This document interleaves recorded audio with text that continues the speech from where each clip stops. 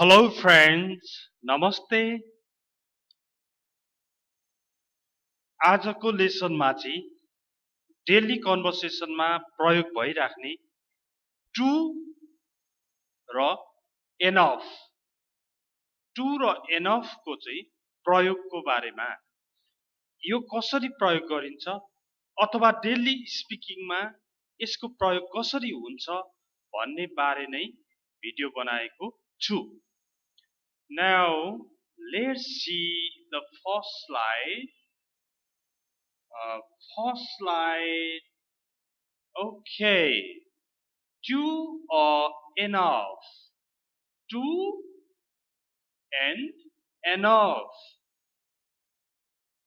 Now TOO2 भनेको पनि हुन्छ यसको मिनिङ र ज्यादै पनि हुन्छ हामीले कुनै ठाउँ त एकदमै टाढा छ भन्नु पर्यो भने it is too far. It's too far from here. यहाँबाट एकदमै टाढा छ too far भनेर too far भन्छौँ त्यस्तै एकदमै तातो too hot.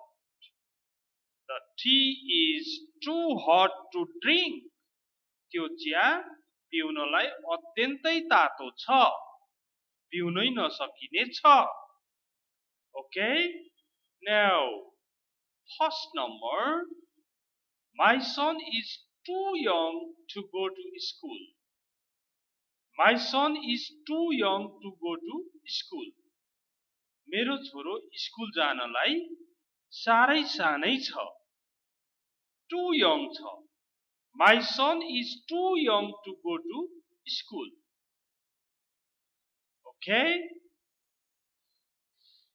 अनि मेरो छोरो स्कुल जानलाई अत्यन्तै सानो छ अथवा साह्रै सानै छ too young भनेर युज गरियो त्यस्तै number 2 mutton is too expensive to eat every day Mutton is too expensive एकदमै महँगो too expensive Mutton is too expensive to eat every day खसीको मासु प्रत्येक दिन खानको लागि चाहिँ एकदमै महँगो छ गाह्रो पर्छ भन्न खोजेको Mutton is too expensive to eat every day सधैँ खानको लागि त खसीको मासु एकदमै महँगो छ भनेको it's not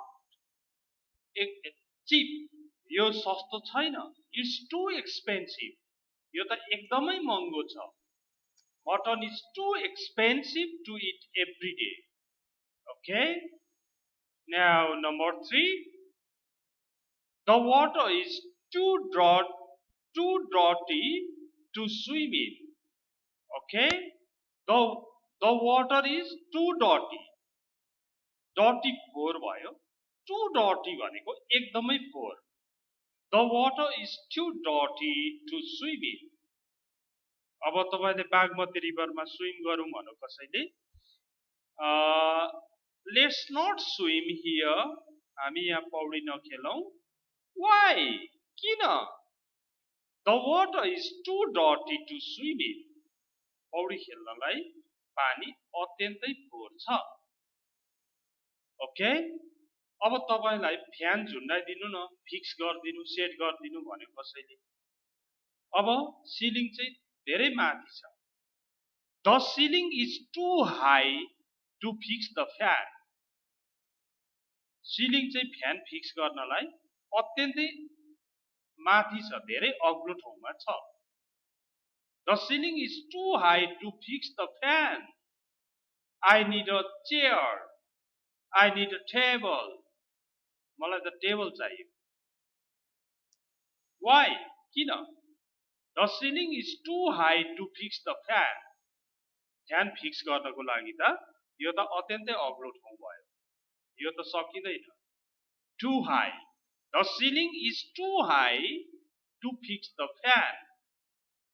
Okay? Ani 5 number There are too many Hindi serials on TV. There are too many Hindi serials.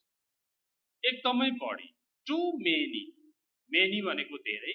Too many भनेपछि अत्यन्तै धेरै. There are too many Hindi serials on TV. TV मा एकदमै धेरै हिन्दी सिरियल्सहरू छन्. Okay? Now let's repeat once. My son is too young to go to school. Mutton is too expensive to eat every day. The water is too dirty to swim in. The ceiling is too high to fix the fan. There are too many Hindi serials on TV. Okay? Now let's see the usage of enough. Enough को प्रयोग गर्ने अब. Too त थाहा भयो. Too cheap भनेको अत्यन्तै सस्तो. Too expensive भनेको अत्यन्तै महँगो. Too far भनेको एकदमै टाढा. Too wide भनेको एकदमै फराकिलो. Okay? Too old भनेको एकदमै बुढो. एकदमै पुरानो. Too young भनेको एकदमै सानो, एकदमै भर्खरको. Okay?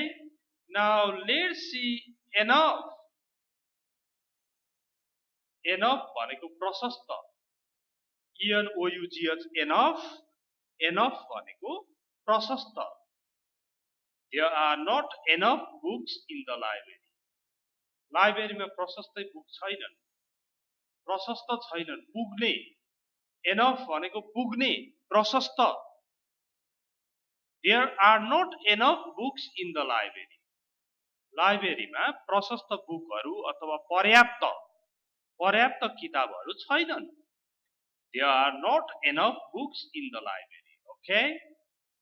2 number.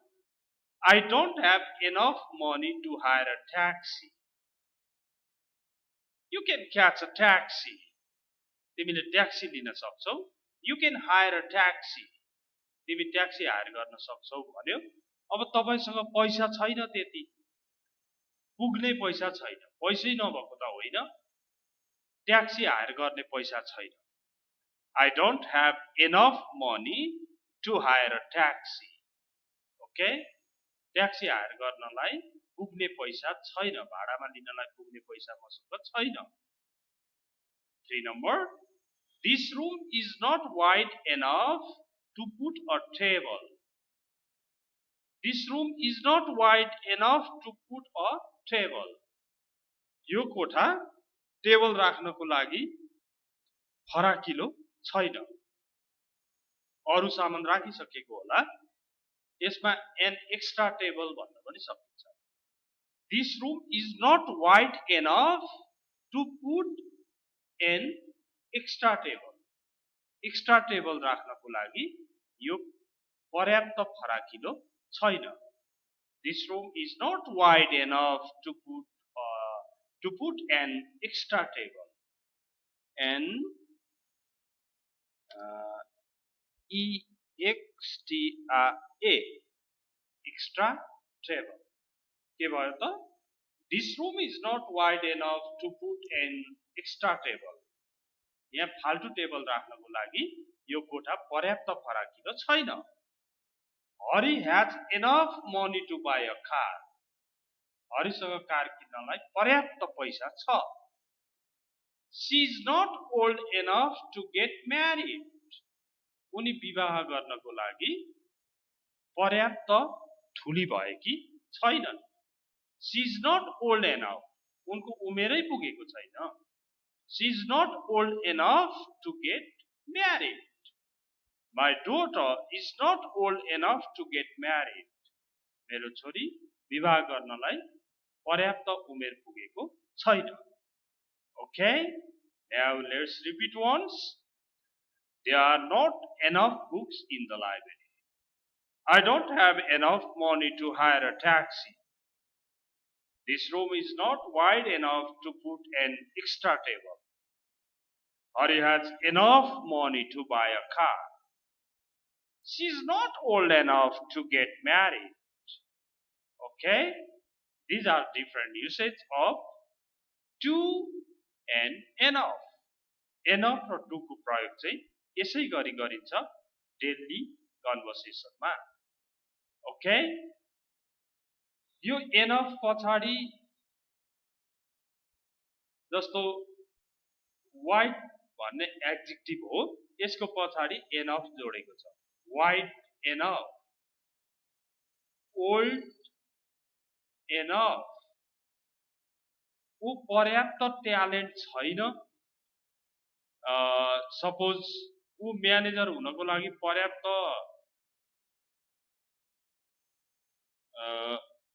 ट्यालेन्टेड छैन भन्नु पर्यो भने he is not talented enough.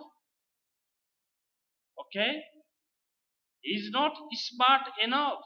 Smart छैन, हुनुपर्ने जति स्मार्ट छैन. he is not polite enough to be the manager. Manager हुनलाई ऊ नम्र, पर्याप्त नम्र छैन.